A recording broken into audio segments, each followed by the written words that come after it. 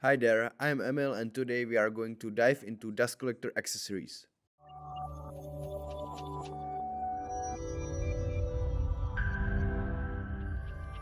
Anyone who's ever spent time in a workshop knows this struggle, how to deal with wood chips and dust. Dust collection is essential for every woodworker because wood dust can cause respiratory problems and other health issues. In the long run, ignoring it leads to serious consequences. So, let's take a closer look at components for dust collection systems and share some tips on dust collection piping setup.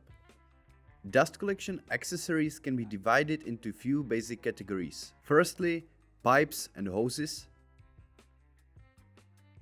Secondly, filters and dust separators. Then, waste bags.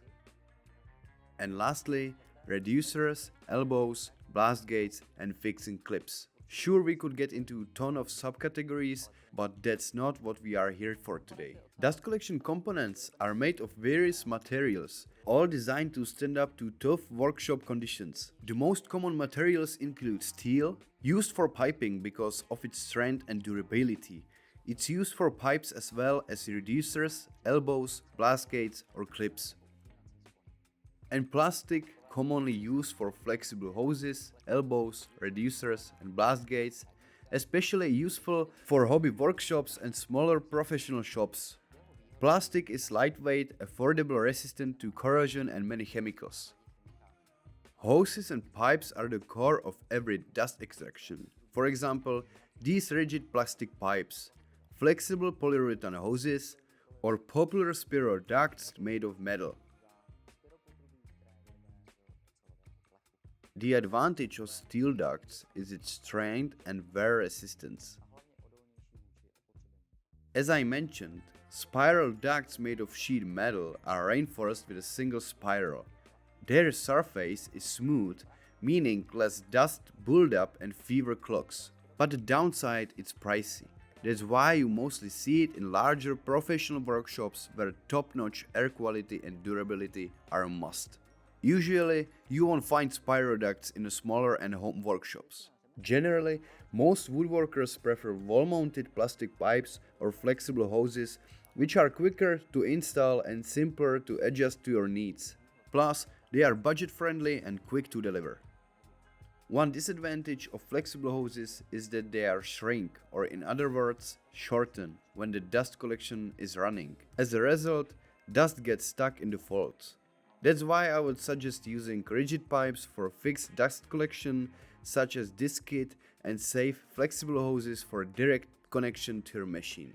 As the name suggests, a separator's job is to separate, and that's exactly what it does, removing chips and dust out of the airflow. By doing so, it greatly extends the life of your filters and waste bags, and most importantly, helps maintain low level of fine dust in the workshop. Plus, using a separator can save you a good amount of money on replacement waste bags. We offer two separators depending on your demands and connection possibilities. For dust collectors, there is the IGM STOP 100 separator, which you can attach to a solid container of any size. Keep the container airtight to ensure proper operation. Simply put, a separator creates suction that separates large debris in the container. This separator must be paired with a collector that can reach an airflow of at least 1200 pascals. For dust extractors, there is the CX33 separator, supplied with its own container, hoses, and clips, ready to connect straight to the extractor. I've told you at the beginning that wood dust can cause various respiratory problems, especially from hard wood.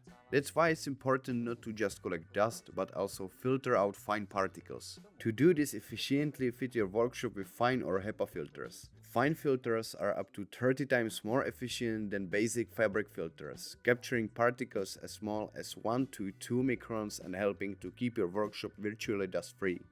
HEPA filters take it even further, trapping particles as small as 0.3 microns. Unlike regular fine filters, HEPA filters can also remove pollen, mold, bacteria, and other harmful substances from the air. No matter how good your filter is, regular cleaning is a must. A clogged filter means weak airflow and suction, resulting in poor performance. Now let's talk about waste bags. There are two types: traditional fabric filter bags and plastic waste bags, which are more common today. Fabric bags were typically used on older machines because they allowed for a better airflow. However, they had a major downside. Fine dust could seep right through them and back into the workshop. That's why modern systems use durable plastic bags instead. Plastic bags are prone to tearing and, most importantly, they prevent fine dust from leaking back into the air. They only differ in size, length, and diameter, so it's easy to find a suitable bag even for older dust collectors. To maintain proper airflow, we use these blast gates to shut off unused branch of the dust collection system. Closing these gates helps reduce the overall system capacity while increasing airflow to the active branch. Ideally, these gates should be installed at each branch of the system. They are typically made of aluminum or plastic, and some types feature holes for easy wall mounting. To sum up, the benefits of efficient dust collection include a healthier work environment and clean, dust-free workshop, which is especially important if there are paint shops nearby. It also helps maintain the condition of our machines, particularly with the growing number of electronics that can be easily damaged by dust. Setting up a dust collection system is straightforward. Start with the collector and plan where to install the system. Depending on your collector's performance, you will need to adjust the entire system. For collectors with an airflow of less than 800 cubic meters per hour, use pipes with a diameter of 63 to 80 millimeters and minimize elbows and branch pipes to avoid restricting airflow. Also, for hoses longer than 5 meters, choose smooth pipes instead of flexible hoses. For collectors with an airflow between 800 to 3500 cubic meters per hour, use 100 mm diameter pipes. For high-performance collectors with an airflow over 3500 cubic meters per hour, you can use 120 mm pipes for the first few meters. Then switch to standard 100 mm pipes and hoses, which are compatible with most machines. Once your collection system is set up, regular maintenance is essential, especially when it comes to the filters, which should be cleaned regularly. Fabric filters can be cleaned with compressed air, washed or replaced if needed. Fine and HEPA filters are typically equipped with rotating pedals that shake out fine dust, or clean them with compressed air.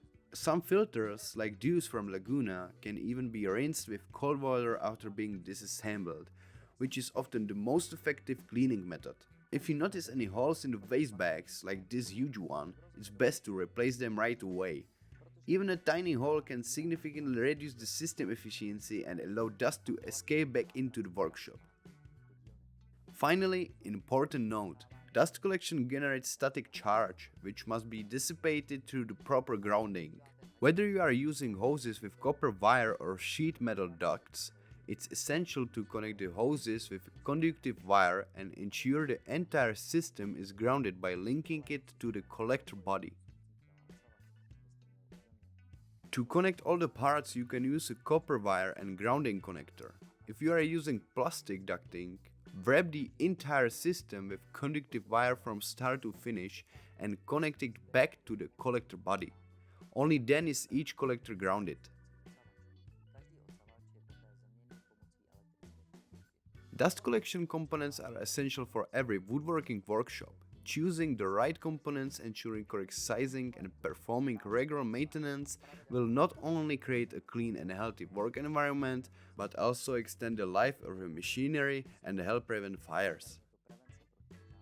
We have covered a lot, even though this was just a brief overview of dust collection systems. For a more detailed demonstration, we are working on a real setup in our workshop in an upcoming video. If you have any specific questions or topics you would like us to cover, feel free to ask in the comments. If you enjoyed this content, don't forget to like and subscribe, and see you next time.